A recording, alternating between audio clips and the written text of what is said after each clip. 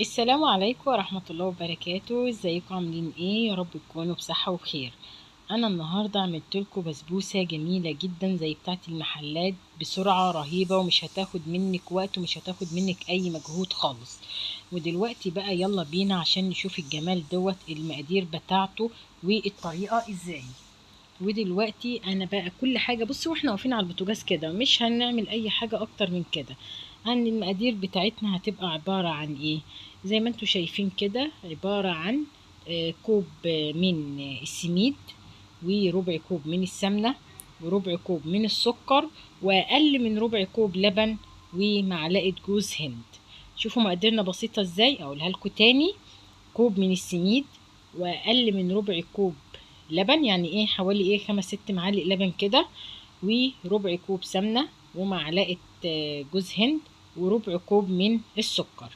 في البتاع اللي قدامكم الصغنونة، اي حلة اي كسرولة اي حاجة كده، هنعمل ايه؟ هنقوم عاملين بقى الطريقة على طول. اول حاجة اللي احنا هنقوم ايه مولعين البوتاجاز، ونضيف بقى اول حاجة معانا عشان نبدأ بقى الطريقة بتاعتنا. هنضيف السكر اللي هو الربع كوب من السكر، واقل من ربع كوب طبعا من اللبن. اهو، لو ما عندكيش لبن ممكن تحطي نص كوباية من الزبادي. واسيبهم بقى كده لحد ما السكر يدوب خالص على يعني مع اللبن كده، وهما على النار يدوبوا خالص خالص كده مع بعض. وبعد ما السكر بقى نسيبوه يعني ايه دقيقتين كده ولا حاجة يدوب خالص ومبقاش ليه اي اثر. هنقوموا بقى ايه طافيين النار عليه اهو، تشوفوا اهو ده خالص اهو. هطفي بقى النار عليه عشان نعمل الوصفة بتاعتنا دي، اول خطوة في الخطوات بتاعتنا عشان نعمل بسبوسة زي بتاعت المحلات، وهتبقى اجمل كمان. نوسع بقى كل الحاجات دي بقى عشان ايه نكمل ايه الخطوة بتاعتنا التانية. اهو كل حاجة احنا واقفين على البوتاجاز يعني، ولا هنروح ولا شمال ولا يمين. اهو نجيب بقى اي حاجة عندك، اي طبق، اي بولة، اي حاجة. وهقوم عاملة ايه بقى؟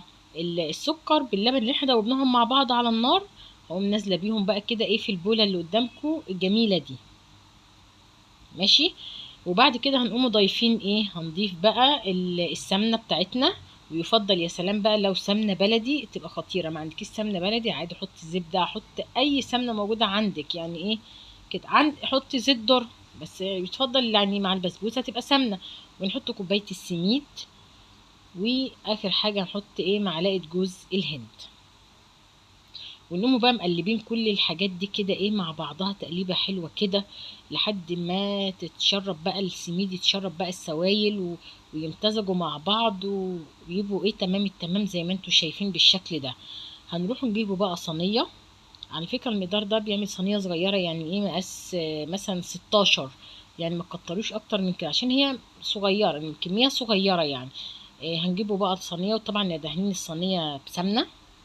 وننزل بقى ايه بالبسبوسه بتاعتنا اللي احنا عملناها ديت،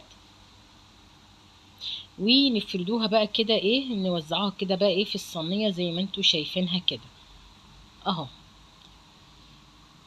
وبعد ما وزعناها كده بالشكل دوت، هنقوموا بقى ايه عايزين تسيبوها ساده، اللي بيحبها ساده عايزين، مش عايزين عادي ممكن تحطوا لها شويه زبيب كده من على الوش.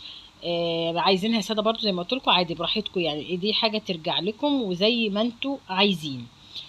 بس انا طبعا ايه عايزين مثلا تحطوا نص ونص، نص السبوع ساده ونص بزبيب يعني اللي انتوا عايزينه. بس انا بقى احط ايه شويه زبيب كده يعني توزعوه يعني ايه على القطعه، تعتبر زبيبه او اتنين في القطعه، حتى اللي مش بيحبها ممكن يشيلها اهو زي ما انتوا شايفين كده.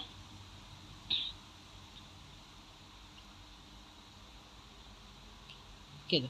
وبعد بقى ما نخلص كل كمية نحط الزبيب كده، يعني ايه زبيباية كده هتبقى على ايه على كل قطعة زبيباية. وبعد ما نخلصها بقى هنعمل ايه، هنروح نحطها على في فرن البوتاجاز عشان نسويها طبعا. والفرن هيبقى على درجة حرارة 180، نحطوها على الشبكة اللي في النص.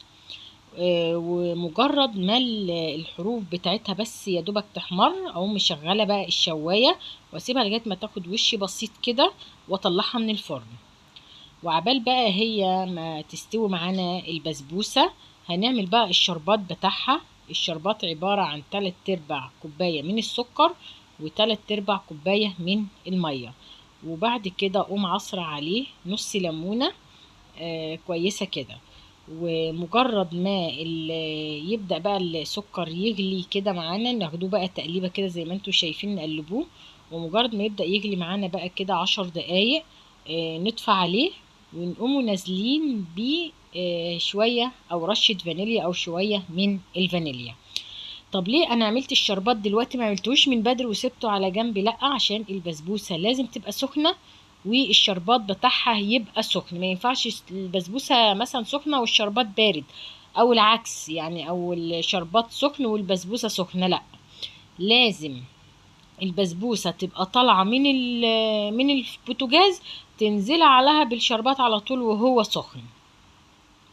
وديت البسبوسه بتاعتنا بعد ما طلعت من البوتاجاز واستوت وخدت الشكل اللي انتوا قدامكم دوت، انزل عليها بقى بالشربات كده اهوت كده، بسم الله الرحمن الرحيم. اه، في المقدار يعني في الوقت اللي احنا عملنا فيه المقدار بتاع الشربات، هو نفس الوقت اللي خد التسوية في الفرن. بصراحة ما خدتش مننا اكتر من 10 دقايق او ربع ساعة تقريبا، يعني ما خدتش اكتر من كده. يعني انا دلوقتي حطيت عليها الشربات اهوت وهي طالعه سخنه، هو سخن يا دوبك لسه طافيه عليهم النار. حطيتهم على بعض، اغطيها بقى. وبعد بقى ما غطيتها كده بالشكل دوت، اقطعها بقى معاكم ونشوفوها سوا، ونشوفوا قطعة البسبوسة عاملة ازاي وجمالها وطراوتها. بصوا، هو دوت المقدار المظبوط للبسبوسة بتاعتنا او للمقدار اللي احنا عملناه. انتوا عايزين تعملوا ممكن تضاعفوا بقى المقادير ديت، تضاعفوا الكمية كده، بس تضاعفوها بالظبط عشان تطلع معاكم بالظبط بالظبط. وهي ديت البسبوسة بتاعتنا اهيت، بسم الله ما شاء الله، جميلة جدا جدا جدا. وشوفوا تسويتها عاملة ازاي، وشوفوا لونها، وشوفوا برضه اهوت ادي من فوق وادي هيت وادي من تحت عاملة ازاي. بصراحة خطيرة جدا. وما تنسوش تعملوا لايك والاشتراك، واشوفكم الفيديو الجاي على خير، وباي.